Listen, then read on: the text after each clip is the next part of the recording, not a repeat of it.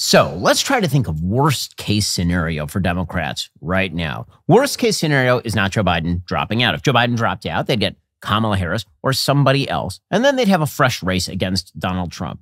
And worst case scenario is not really Joe Biden staying in, because if he just stays in and everybody consolidates behind him, then he probably loses, but it doesn't have this massive down ballot effect. The worst case scenario for Democrats is not being sure. It is, in fact, the worst case scenario because half the party, more than half the party, wants Joe Biden out.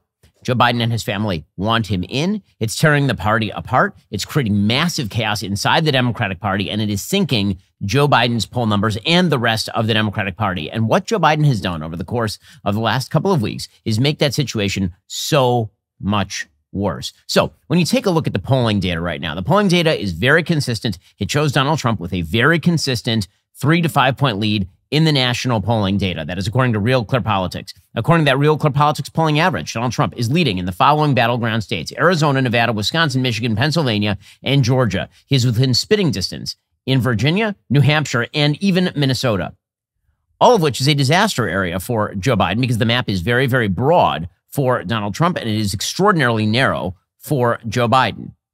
However, the Democratic Party can't force the old man out. And they can't force him out because despite the fact that he currently has a 32% approval rating, according to Pew Research, 32%, including a 27% approval rating among people aged 18 to 29, which is supposed to be his radical, magical base. Despite that fact, every so often there will be a sort of outlier poll that shows a dead heat between Donald Trump and Joe Biden. And that's enough for Joe Biden to believe that maybe he can pull this thing out after all. A brand new Washington Post ABC News Ipsos poll released on Thursday found that Trump and Joe Biden are in a dead heat for the nation's popular vote. Those results almost mirrored those of an ABC News Ipsos poll from April, in which registered voters favored Trump by 2 points, 46 to 44, with 8% going someplace else. The big problem for congressional Democrats is if they want to oust Joe Biden, they're going to need better data than that. And what they really need to do is somehow convince Dr. Jill Biden, who is the driving force behind Joe Biden's logic, that there's no way that Joe Biden can win. But there's no way to convince him of that because Joe Biden keeps thinking that whatever poll shortcomings he is having right now are due to the fact that his own base is not supporting him properly. According to Politico today, the First family remains committed to the campaign, with First Lady Jill Biden and the president's son Hunter both telling confidants they still believe the president is the only candidate who can beat Trump, according to two people familiar. The First Lady has also expressed fear that bowing out would make the Atlanta debate a defining image of her husband's presidency, an outcome she finds unacceptable, the people said. Biden's sister Valerie also remains committed to the campaign, but has not ruled out advocating changes if the race becomes damaging to her brother's health and legacy. So, in essence, all of the immediate family of Joe Biden is telling him to stay in. And Dr. Jill Biden, who has this bizarre image in her head that if Joe Biden steps down, that's going to be much worse for him than if he runs and loses, she's the one in his ear. Meanwhile, aides are bracing for a new wave of defections following Joe Biden's press conference. That happened last night, but here's the thing.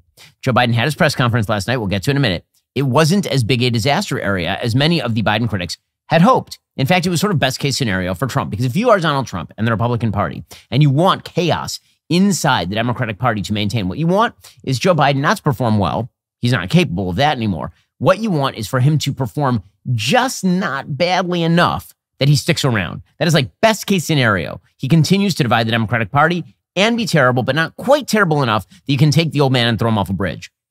That is the best thing that could happen to the Trump campaign right now. And that happens to be precisely what is happening.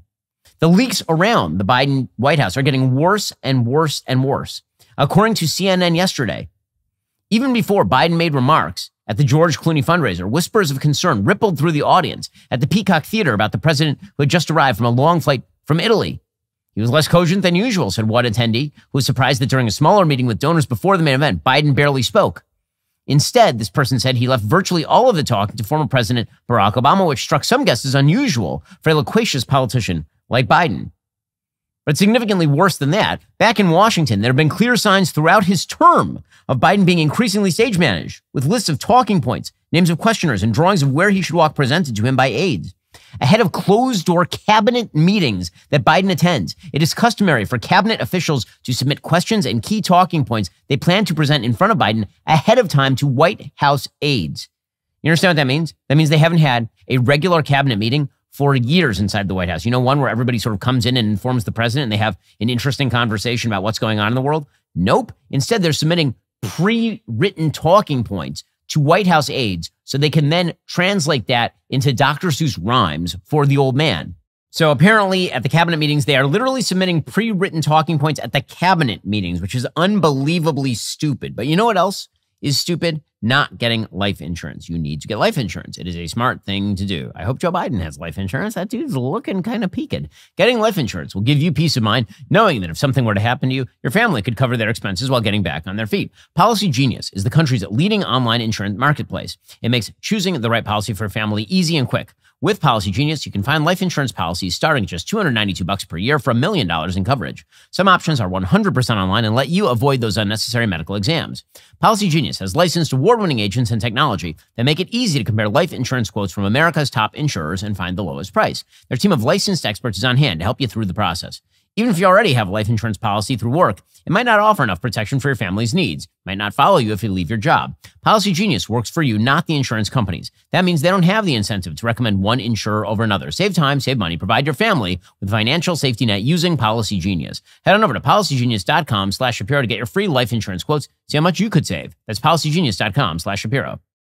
The entire display is kind of an act, one of the sources told CNN. They would come and say, hey, the president's going to call on you 25 minutes in and ask this question. What are the bullet points you'll respond with? By the way, this just demonstrates everyone in the cabinet has been lying. They've all been lying. They're like, in the meetings, Joe Biden is so sharp and he's really with it. They scripted the cabinet meetings. That's unthinkable. Have you ever had a meeting at your company that was pre-scripted, like full-scale pre-scripted, where you and your aides, the people who work at your company, you tell them like 25 minutes in, I need you to ask this question. I'm going to answer you such and such. That has never once happened at our company. In fact, there are no functioning companies that works like that. I've never even heard of a cabinet meeting working like that at the White House. It's even worse than that. A second source who echoed that same description said when Biden attends cabinet meetings, they're not freewheeling and pretty well orchestrated. The meetings themselves are infrequent, with one cabinet secretary telling CNN they are uncertain of Biden's condition because they so rarely see him. In fact, the last full cabinet meeting took place October 2nd, 2023. Okay, now, note that date, October 2nd, 2023. Did anything happen shortly thereafter that might have necessitated like a full cabinet meeting? Can you think of anything like October 2nd, 2023? Like say 5 days later, say like October 7th, 2023. He has not had a full cabinet meeting since before October 7th. That's how bad things are. And it gets even worse than that. You'll recall that just a couple of days ago, Joe Biden did an interview on Milwaukee radio. This would be the interview where he infamously suggested that he was the first black vice president to the first black president. As we'll see in just a few minutes, he has some real trouble in labeling who exactly was vice president when and who the vice president is now. Because everything is going fine in Joe Biden's brain. It's all fine up there. But in that interview, we then learned that the Biden White House had effectively pre-scripted all the questions with the host. They told them what questions to ask, but it gets even worse than that. Civic Media, according to the Milwaukee Journal-Sentinel, a Wisconsin-based progressive talk radio network, said Thursday it had agreed to make 2 edits to an interview with Joe Biden at the request of his campaign before the broadcast aired. A decision the station said fell short of journalistic interview standards. The station said it stood by its popular host, Earl Ingram, but apparently the Biden campaign called and asked for 2 edits to the recording before it aired. Civic Media management immediately decided to cut them. What exactly did they cut? Well, there's one statement where Joe Biden said, quote, I have more blacks in my administration than any other president, all other presidents combined, and in major positions, cabinet positions. Okay, that sounds a little weird. Also, they cut out a comment that he made in which he suggested that Donald Trump had called for the hanging of the Central Park Five. So we now have the White House calling up journalistic outlets and literally cutting things out of interviews before they air. Solid stuff here from this pre-scripted, pathetic White House.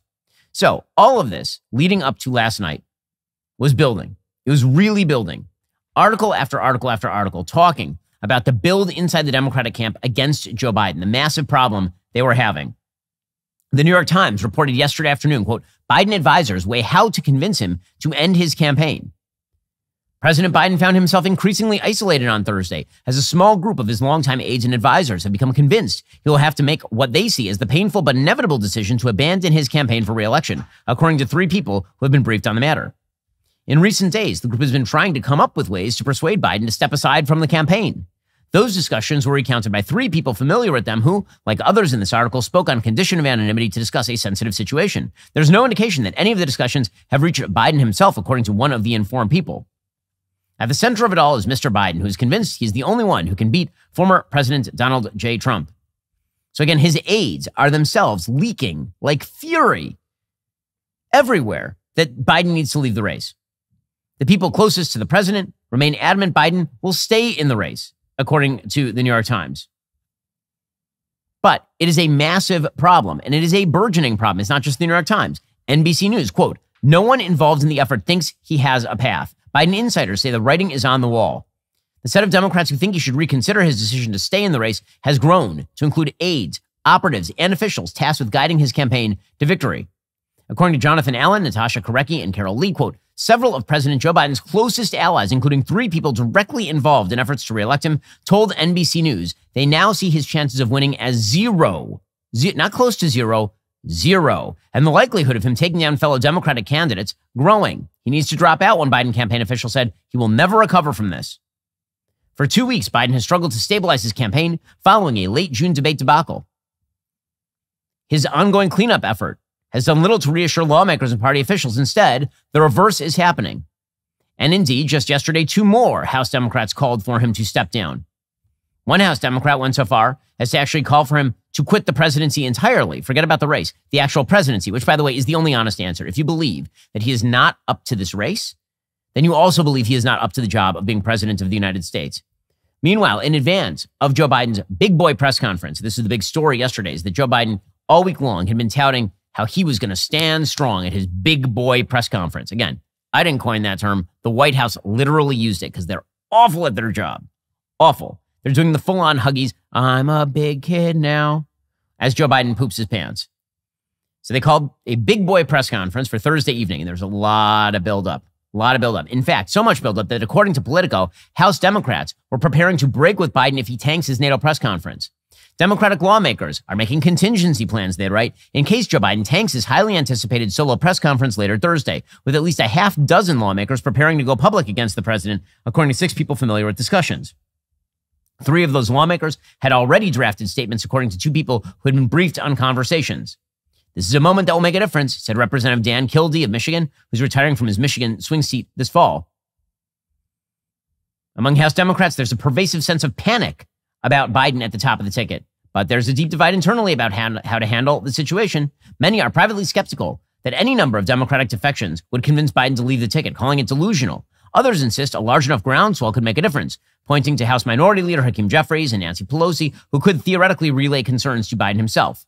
Regardless, all Democrats agree on one thing: the party is running out of time to come up with a strategy to help them defeat Trump and take back the House in November.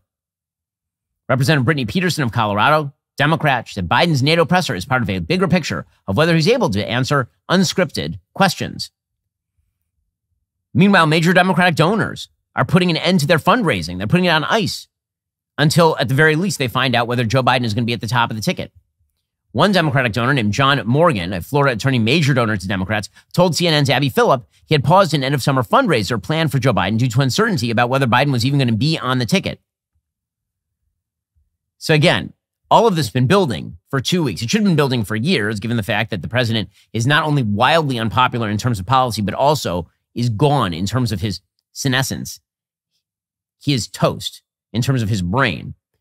But all of this really came down to yesterday. So yesterday was all about his performance at NATO.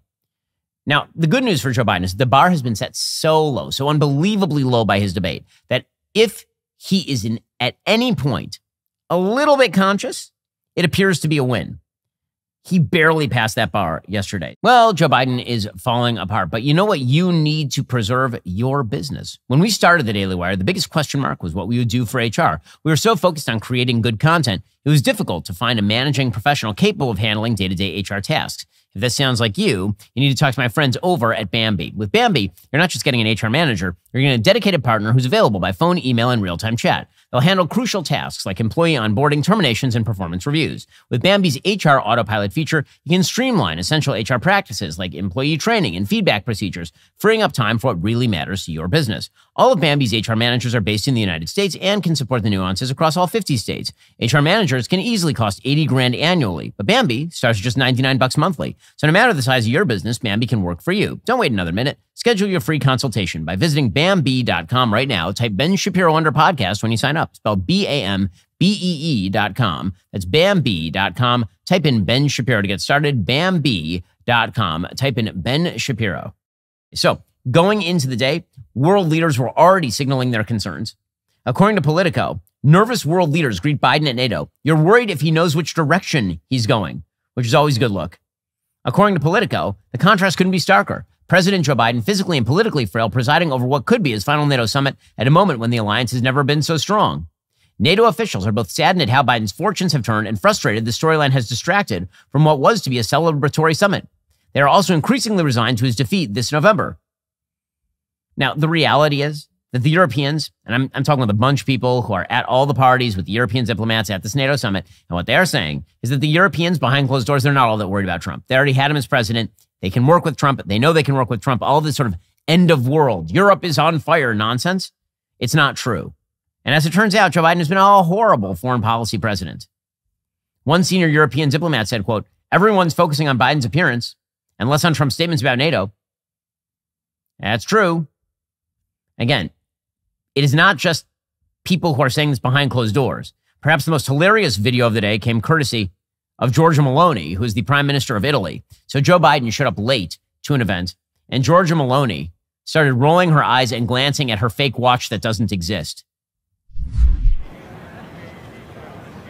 There she is. She's glancing at her watch, and she's annoyed that Biden isn't showing up. And finally, she rolls her eyes, massive eye roll, crosses her eyes. She's like, I can't believe this schmuck. And again, not a rare occurrence, unfortunately, on the international scene these days. We kept hearing about how Donald Trump was an embarrassment internationally. I'm going to tell you a secret, guys. The dead president, usually dead presidents appear on dollar bills, not still in the White House. Meanwhile, Biden did an event with Keir Starmer, who is the newly elected prime minister of Great Britain. And I got to say, I don't know what's going on with Joe Biden's face at this point. It ain't good. Congratulations, England. What is he doing? What is he doing? What is this weird old man doing? What is that weird old man face?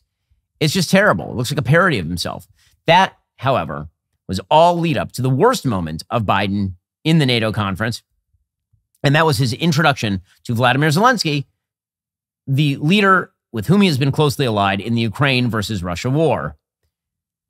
This is about as big a screw up on an international stage as I have seen. It's really quite bad. Here is Joe Biden yesterday.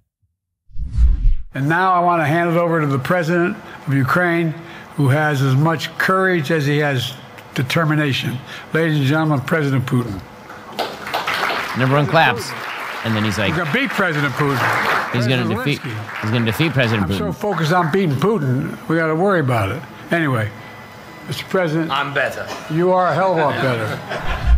Zelensky's like, I cannot believe this. I cannot believe this. I mean, that is the equivalent of during World War II, Churchill visiting and FDR being like, I'd like to welcome to the podium Adolf Hitler. And you're like, what in the world? What? Huh? Really? So not a good look. Okay, and that was all leading up again to this big presser. So the presser was originally scheduled for 5:30 p.m. Eastern time. Then we were told a little bit earlier in the day that it would be 6:30 p.m. Eastern time. So we all tuned in at 6:30. Then we were told it would be at 7 p.m. Eastern time. And then finally we were told it would be at 7:30 p.m. Eastern time. When it finally went off, it was kind of close to 8. It was around 8 that the thing finally went off. And Joe Biden didn't die. But again, this is how low the standards are. We're going to play a bunch of the audio of Joe Biden at this press conference because this was the turn it around moment. This is the moment when Joe's going to turn into Smoking Joe. He's going to come out gunning. He's going to be strong and powerful. And no, but again, the standard was death. So he comes out, and the first thing he does, he just starts babbling nonsensically. Like, it's like a couple of minutes in, and he's talking, and he just starts garbling his speech. I directed the intelligence community to be a significant amount of intelligence be declassified so I could start building an international coalition to oppose the invasion. Then in February, some of you remember, I warned the world that the invasion was imminent. I rallied a coalition of 50 nations from Europe to Asia to help Ukraine defend itself. Many foreign policy experts thought, as Putin amassed Russian forces just 100 miles north of Kyiv, the capital of Ukraine, but Putin thought it was the mother home of Russia. Inspiring words from an inspiring leader. By the way, that's him on teleprompter. So he started off with this little speech about Ukraine and foreign policy and the economy.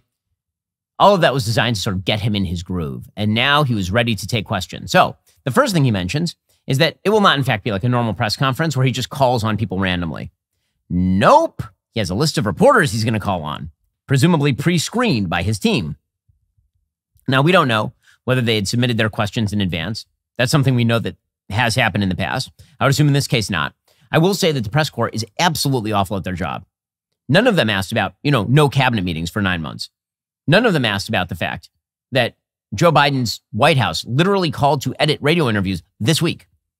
None of them asked about the prognosis on whether he has any form of Parkinson's, for example.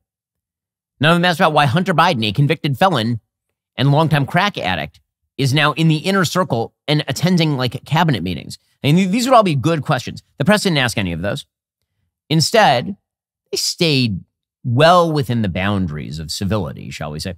Well, the press are not doing a very responsible job, but you know what is responsible? Responsible Man Vitamins. So 248 years ago, July 4th, 1776, 56 men signed their names to a promise of a better future. This month, Responsible Man Vitamins is honoring these brave men with their first ever 1776 sale. For a limited time, try the Responsible Man multivitamin for just $17.76. That's over 30% off, plus an additional $10 savings for July only while supplies last. Listen, most men's health products, they kind of suck. They're either too woke or made for grandpa. What you need is the new Emerson multivitamin from Responsible Man. Take charge of your life and your responsibilities. Become, as Teddy Roosevelt said, the man in the arena who strives valiantly. Now more than ever, our country needs strong and good men. That starts with a simple daily discipline added to your morning routine. The Emerson multivitamin. The multivitamin is robust and made with 33 key ingredients that help to support your immune system, sharpen brain cognition, and support heart and muscle health. It's made in America. It even comes in an awesome black tin. This July, let Responsible Man help you live up to the legacy of the courageous men who have come before us. Visit responsibleman.com. Take advantage of their 1776 sale. Get your first order of multivitamins for just $17.76. That's over 30% off, plus an additional $10 savings. It's the best price they've ever offered. That's responsibleman.com for their 1776 sale. So here was Joe Biden mentioning that he has a pre-selected list of reporters he was going to ask, which is typically not the way you do a presser. I'll take your questions. I've been given a list of people to call on here. Why? Like, he says the quiet part out loud. Why not just do it? By the way, who gave him the list? How was that list compiled? Okay, even so, he still starts screwing things up. So trending on Twitter all last night was the term Vice President Trump. I know what you're thinking. Donald Trump has never been vice president. Right, you are, but you're not the current president of the United States, who apparently doesn't know either that Trump is not the vice president or that his current vice president is a cringeworthy human named Kamala Harris. Here is Joe Biden trying to talk about Kamala Harris and somehow talking about Trump. I wouldn't have picked Vice President Trump to be vice president, but I think she was not qualified to be president. So yesterday we learned that Donald Trump is the vice president under Joe Biden. Learning many things we are in this new magical era of Joe Biden's dementia. We do have some pretty astonishing tape of the cabinet. So Tony Blinken, Lloyd Austin, the Secretary of Defense, they were all sitting there as this happened. Here is an outtake of them reacting as he calls Vice President Harris Vice President Trump. I wouldn't have picked Vice President Trump to be vice president. Look at Tony Blinken as he got smacked in the head. Oh boy. They'll start gripping their jaws. The fact is that I can't believe this. Not again. Lloyd Austin looks like he's still in a coma from that time he was in the hospital.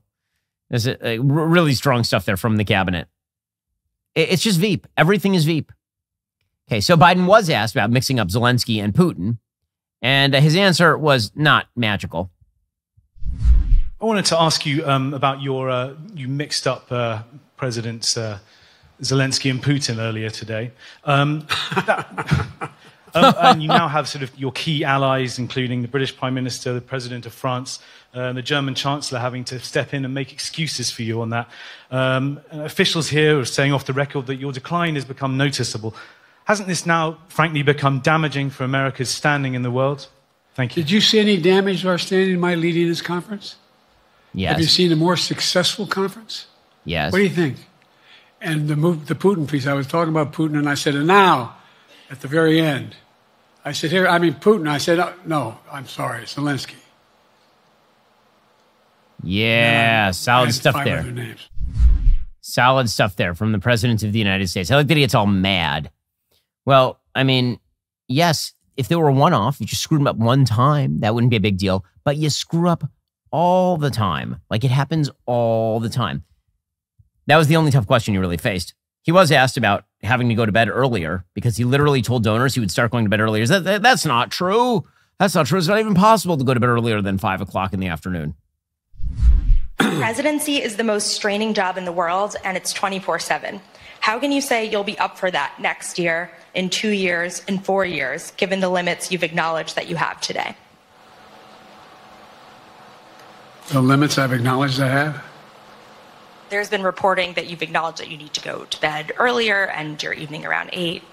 That's not true. Look, what I said was, instead of my every day starting at 7 and going to bed at midnight, it'd be smarter for me to pace myself a little more. And I said, for example, the 8, 7, 6 stuff, instead of starting a fundraiser at 9 o'clock, start at 8 o'clock. People get to go home by 10 o'clock. That's what I'm talking about. What? That is not what you're talking about. And by the way, when is the last time he did like anything of note beyond 9 p.m. at night? It's not a thing. He was asked about lack of neurological tests. Are you going to do one? He's like, I'm not going to do a neurological test. Everything is fine. My favorite part is when he suggests that no one has even asked him for a neurological test. You mean other than all of humanity? Sure, I mean, other than every other human on Earth, I suppose that's true. I've laid every bit of the record out. Hadn't a thing. You ought to ask Trump for his, okay? I laid it all out. And every single day, I'm surrounded by good docs. If they think there's a problem, I promise you, or even if they don't think it's a problem, they think I should have a neurological exam again, I'll do it. But no one's suggesting that to me now. I'm tested every single day about my neurological capacity to do decisions I make every day. You talk to my staff, all of you talk to my staff. Sometimes my staff talks a lot. And what they say a lot is that you probably should have a neurological exam. Well, Joe Biden, he doesn't want any neurological tests. He doesn't want tests of any kind. But you know who's going to test you? The IRS. Because if you haven't paid back taxes, or if you got those unfiled returns, the IRS will come after you. And they don't care how many times you say you don't need a test, they'll still come after you. The IRS is escalating collections by adding 20,000 new agents and sending millions of demand letters. Handling this alone can be a large mistake and cost you thousands of dollars. In these challenging times, your best offense is Tax Network USA. With over 14 years of experience, the experts at Tax Network USA have saved clients millions in back taxes. Regardless of the size of your tax issue, their expertise is your advantage. Tax Network USA offers 3 key services: protection, compliance, and settlement. Upon signing up, Tax Network USA will immediately contact the IRS to secure a protection order, ensuring that aggressive collection activities like garnishments, levies, or property seizures are halted. If you haven't filed in a while, if you need amended returns or you're missing records, Tax Network USA's expert tax preparers will update all your filings to eliminate the risk of IRS enforcement. Then, they'll create a settlement strategy to reduce or eliminate your tax debt. Collection season has begun. Tax Network USA can help with state tax issues as well. For a complimentary consultation, call today at 1-800-245-6000 or visit their website at tnusa.com/Shapiro. That's 1-800-245-6000 or visit tnusa.com/Shapiro today. Don't let the IRS take advantage of you. Get the help you need with Tax Network USA. He did have a few malfunctions during this presser. Again, this is the best of Biden. Understand, this is as good as it's going to get for him. So whatever shortcomings you are sensing from this presser, this is like him at his tip-top A+ apex game. Here he was having a slow malfunction. And I think you'll see that some of our European friends are going to be curtailing their investment in Russia. In China, as long as China continues to have this indirect help to Russia in terms of being able to help their economy as well as help them in, as a consequence of that, their ability to fight in Ukraine. I want like a sentence diagram on that one. Like, can anyone follow that? That is a ball of yarn, that particular sentence. Joe Biden did admit that he's doing things that lead to him catching hell from his wife. And that I would not doubt one moment, that he catches hell from his wife, Dr. Jill, the greatest doctor in all the land, on a fairly regular basis. I love my staff, but they add things all the time. Very end. I'm catching hell from my wife. Anyway.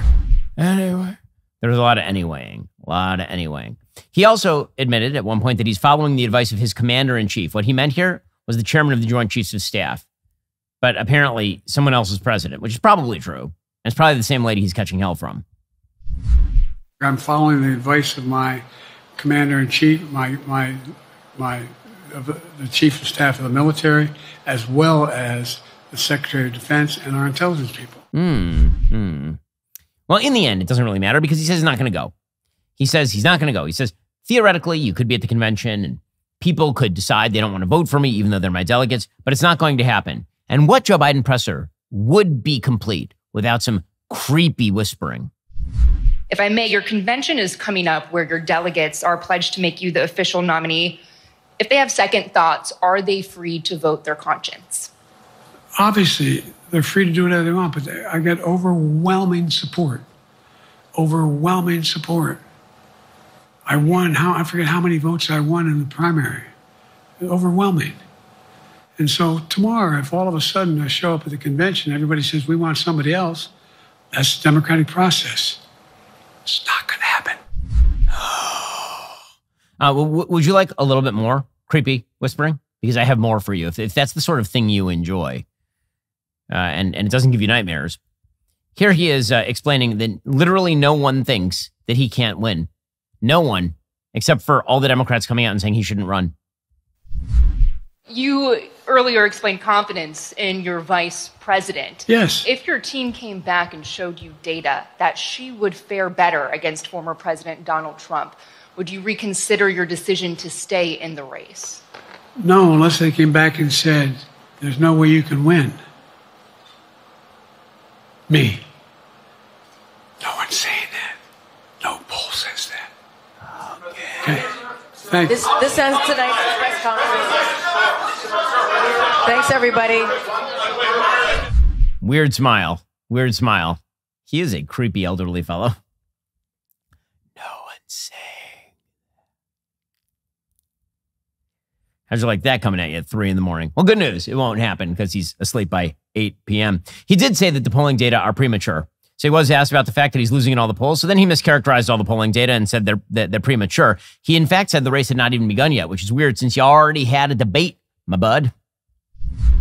How accurate does anybody think the polls are these days? Pretty accurate. I can give you a series of polls where you have likely voters, me versus Trump, where I win all the time. Nope, you cannot. The unlikely voters who vote, he wins sometimes. The bottom line is all the polling data right now, which I think is premature because the campaign really hasn't even started. It started a little. I mean, by a little, I mean, it's like we're pretty deep into it at this point.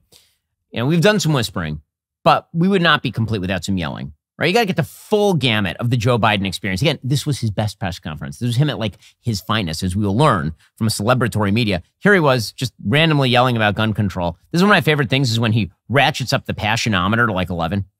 He's got nothing in the tank. And he's like, just ratchet that thing. Oh, here we go.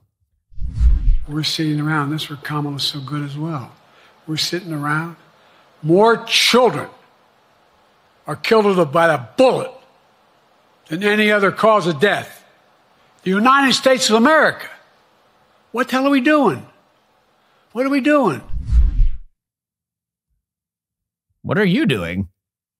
What are we doing? What are you doing? Why are you yelling at people? What the hell is happening? This thing did conclude with somebody asking him, Donald Trump is like contemporaneous, like right now, this minute, mocking you for mixing up Zelensky and Putin and calling him the vice president of the United States. How do you respond? And Joe Biden gave a cryptically weird answer. Respectfully, earlier you misspoke in your opening answer. You referred to Vice President Harris as Vice President Trump. Right now, Donald Trump is using that to mock your age and your memory. How do you combat that criticism from tonight? Listen to him. This concludes tonight's press conference. Thank you, everybody. Thanks, everyone. I think what he meant, I think what he was trying to say there was that somehow Donald Trump is more incoherent than he is. But the way it came out is that he wants you to listen to Donald Trump mocking him. Things are going great. Things are going great over at but you know what? Here's the thing. For Biden, they are going great in the sense that he did just enough to ensure that he gets over the next hump, the next 24-hour period. Get to more on this in a moment because the fallout is delicious. First, it has been a whirlwind week here at the Ben Shapiro Show, so let me catch you up. Monday was the premiere of my new 3-part series, Kamala Harris Unmasked. This expose uncovers the truth about Harris, from her calculated California climb to her disastrous vice presidency. It's available for you to watch for free on Daily Wire Plus. Then, on Wednesday, I testified before Congress about a report confirming what we've known all along. A global cartel is threatening to control what you see and hear in the media. It sounds like a conspiracy theory, except they say it pretty much right out there in the open. The evidence shows the Daily Wire, Joe Rogan, Fox News, and others are being targeted for not towing the left-wing line. All of this is yet another reminder that at the Daily Wire, we don't just complain about problems we see, we act to try to fix them, but we can only keep fighting with your support. Not a Daily Wire Plus member yet? Well, please help us out. Go to dailywire.com, use code FIGHT for 25% off your membership. Let's fight the left and build the future. Also, this Sunday, we release a brand new episode of the Sunday Special with Mike Rowe. You probably know him as the dirtiest man on TV from the Emmy Award-winning TV series Dirty Jobs. We discuss what it means to be a patriot, why we should appreciate American exceptionalism. We also explore the implications of AI on white-collar workers and forgotten institutions of community in Americans' lives. Here's a bit of the trailer. The math goes like this. Every year, 5 skilled tradespeople retire. For every 5 who retire, 2 replace them. So we're seeing an incredible lack of interest and enthusiasm around these skilled trades. I guess my answer is, it's true. Inflation, super bad. The cost of college, an enormous problem. But the entrepreneur who took the time to master a skill that's in demand is crushing it in this economy. And nobody's talking about them.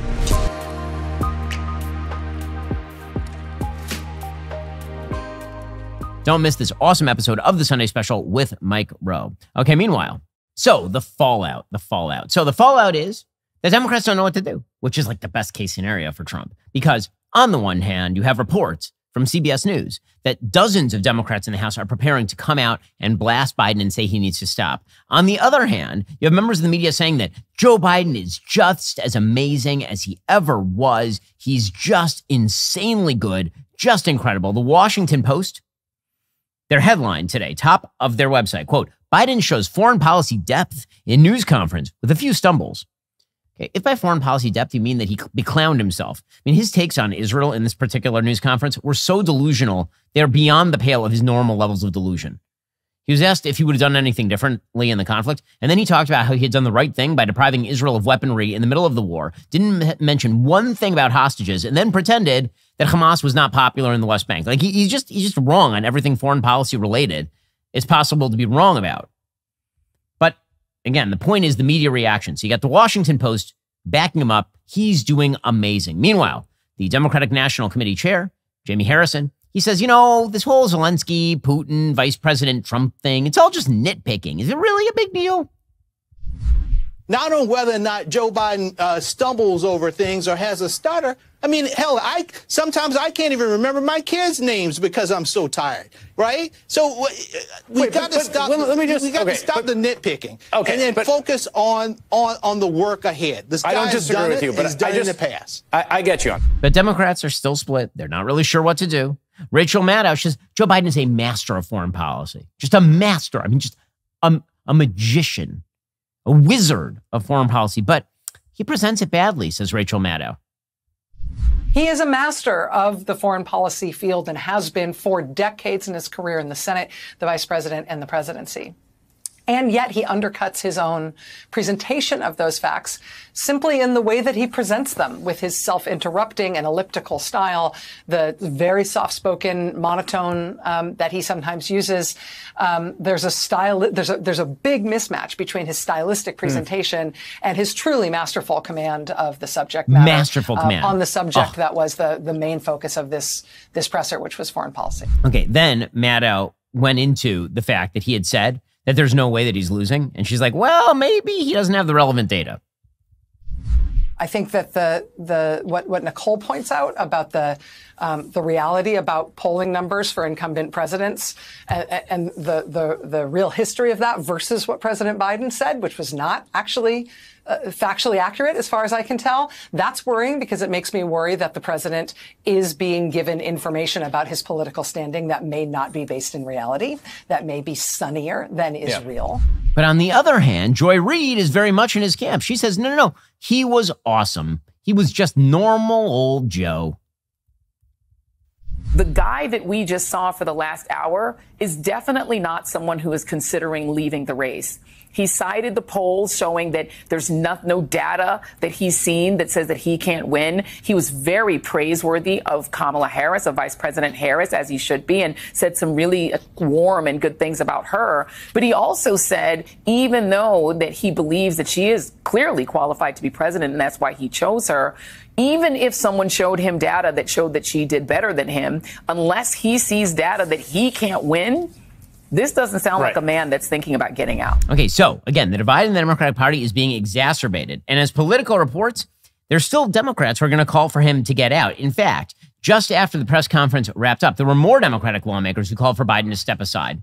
Representative Scott Peters of California put out a statement saying, quote, "Today I asked President Biden to withdraw from the presidential campaign. The stakes are high and we are on a losing course." Just minutes earlier, the top Democrat on the Intelligence Committee, Representative Jim Himes of Connecticut, called on Biden to step aside in a post on X. Purple District Representative Eric Sorensen of Illinois wrote on X, "I'm hopeful President Biden will step aside in his campaign for president." One House Democrat watching the appearance responded to the flub of Vice President Trump. He said, "Unreal," but he said, "Obviously much better second half." Another Democrat texted about the Trump moment, "Ouch." Overall, he sounded coherent, but calling Zelensky, President Putin, and Harris VP Trump overshadows the rest of his time, that lawmaker added. Still, it wasn't as bad as some Democrats feared. Biden flexed his foreign policy chops, including his role on expanding NATO, and defended his record of legislative accomplishments.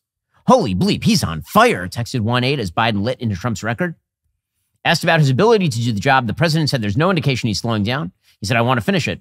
Looks and sounds 100% better than he did at the last debate," one House Democrat said in a text, adding Biden was almost as good as his last State of the Union appearance. Talked too long, but if this had been the debate, none of the last 2 weeks would have happened. Oh, good. Honestly, good.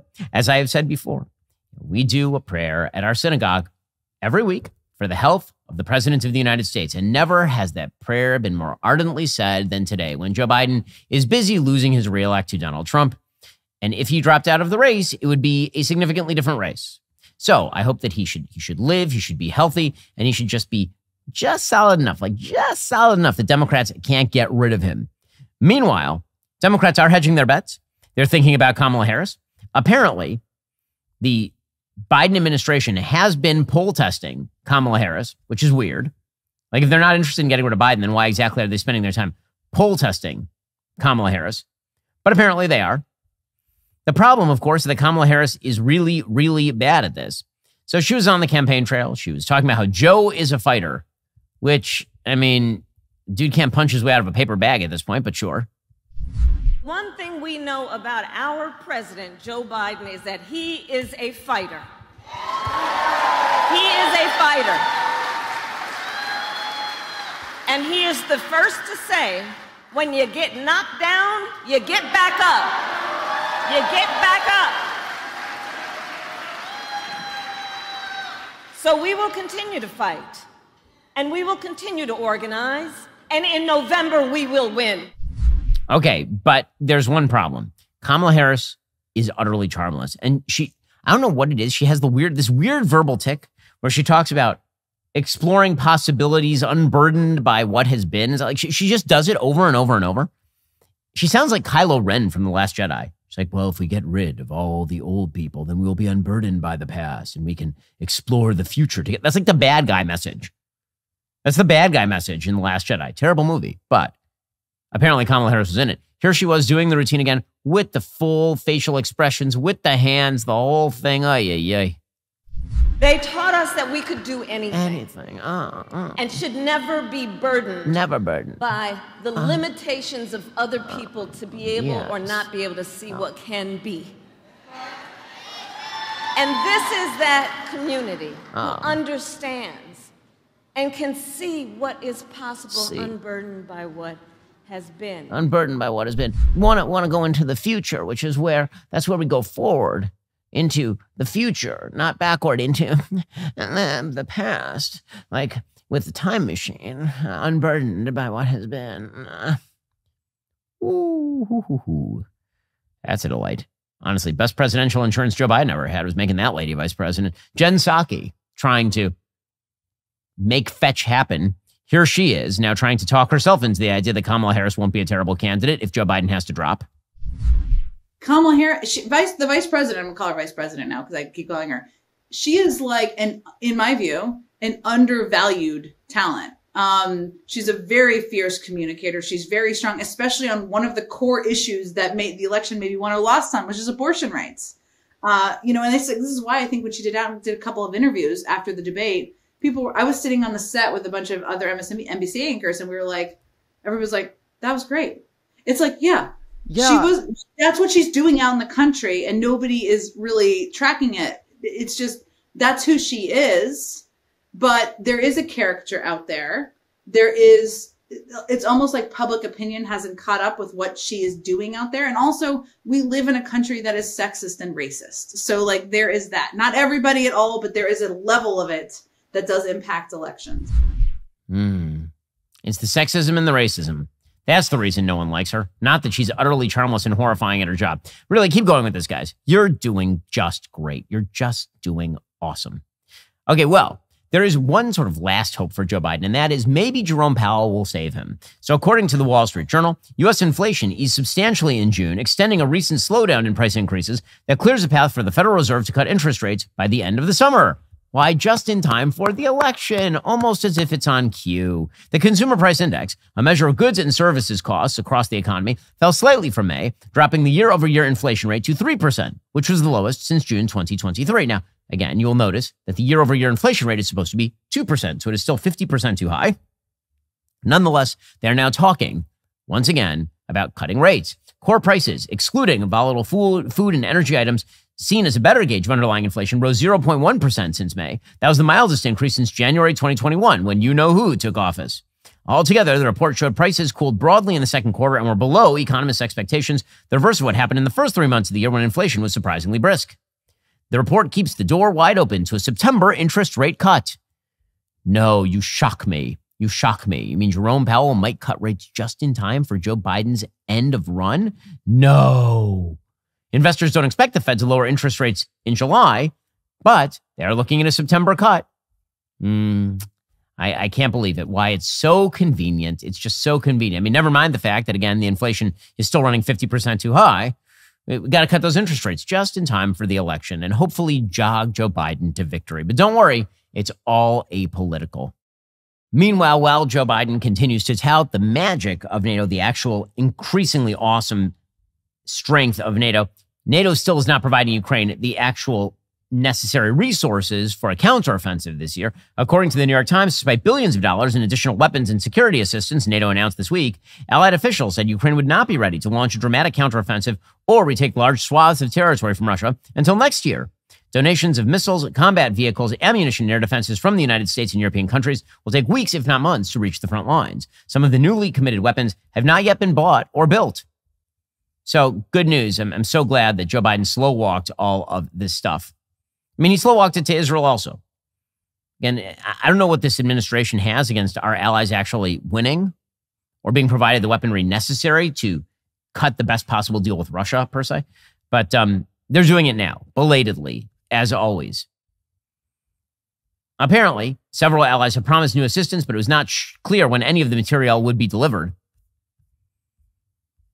Ukraine's military is already using drones produced by its defense industry to strike targets inside of Russia, but there are not enough of them. So hopefully the NATO summit will end with more of a commitment to provide the kind of military pressure necessary to reach an off-ramp with regard to Russia. Joe Biden's slow walking of the aid certainly did not help here. Alrighty, coming up, we're going to jump into the vaunted Ben Shapiro Show mailbag. If you're not a member, become a member, use code Shapiro. Check out for 2 months free on all annual plans. Click that link in the description and join us.